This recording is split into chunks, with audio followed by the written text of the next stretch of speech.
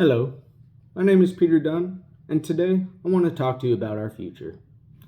How many times have you interacted with something powered by electricity today? Hundreds? Thousands?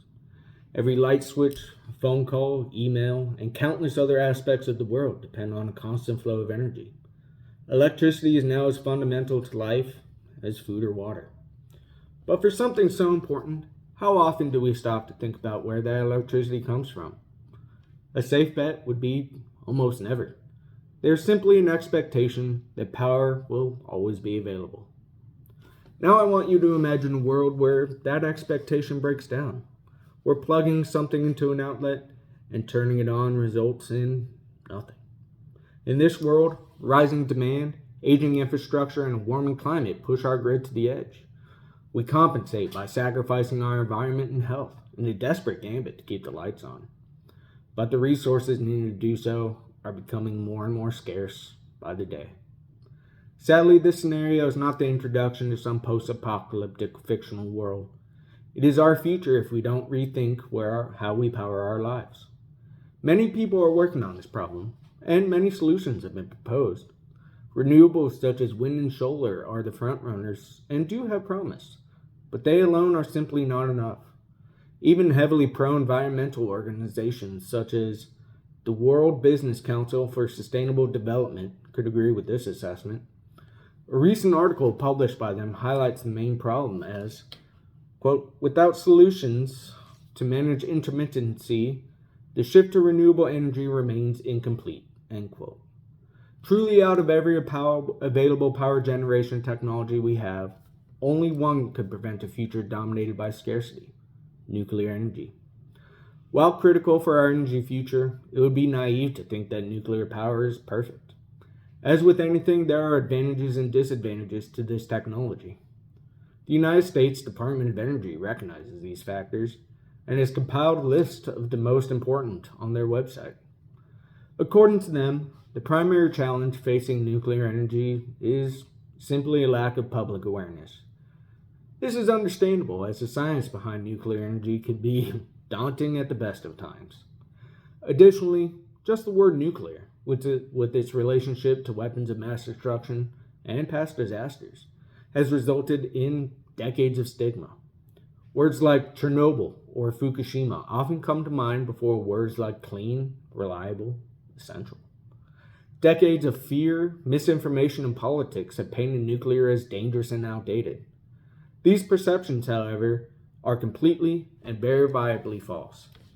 In almost every metric, nuclear energy is the safest, most efficient, and most environmentally friendly energy source ever invented. We have learned from the mistakes of the past. Nuclear reactors and infrastructure of contemporary times have little in common with those built in the early days of the atomic age. Today's designs have passive safety systems that shut down reactions reliably and automatically without human intervention should the need arise. The reactors and facilities that house them are engineered to be extreme, with multiple redundant safeguards in place. The mistakes and events that led to past tragedies are simply impossible to replicate in modern nuclear power stations. Even accounting for the worst nuclear accidents, the safety of nuclear power is unmatched. According to a study commissioned by the United Nations, from a purely analytical and objective point of view, the immediate and long-term effects of every nuclear disaster combined are relatively minuscule. The overwhelming evidence of nuclear safety compared to other industrial processes and power generation is abundantly clear, as is its unmatched ability to efficiently produce power. This is measured by something called capacity factor, or simply the percentage of time a generator is making power. This is where the problem of intermittency mentioned for renewables come into play.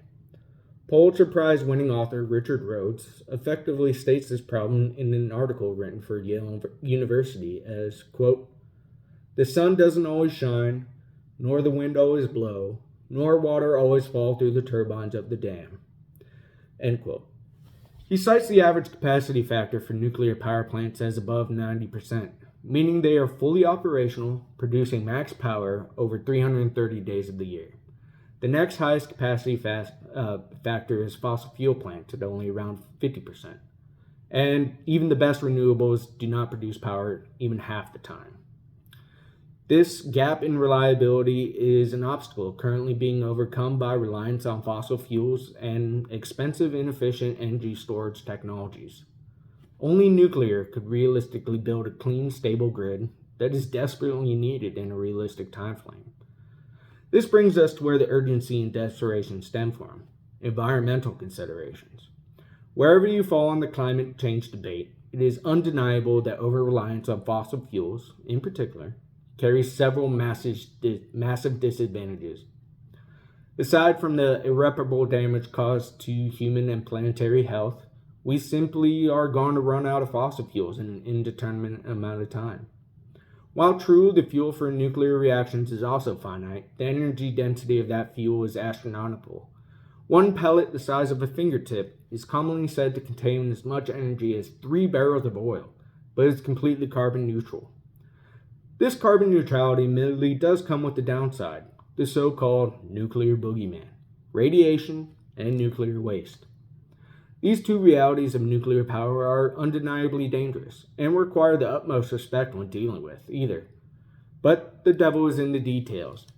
Coal, for example, releases exponentially more radiation to the environment every year than every nuclear power plant combined ever has. Likewise, all the nuclear waste generated by the United States since the 1950s would fit in a football field to a depth of only 10 yards. If numbers alone are not enough to completely remove all the doubt and fear about nuclear energy, there is one last important factor to consider. The United States has already been generating massive amounts of electricity through nuclear processes for decades. We simply are not doing enough of it.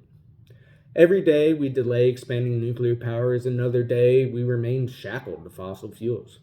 Another day we pump carbon into our atmosphere. And another day we move closer to a world I described at the beginning, where flipping a switch results in nothing.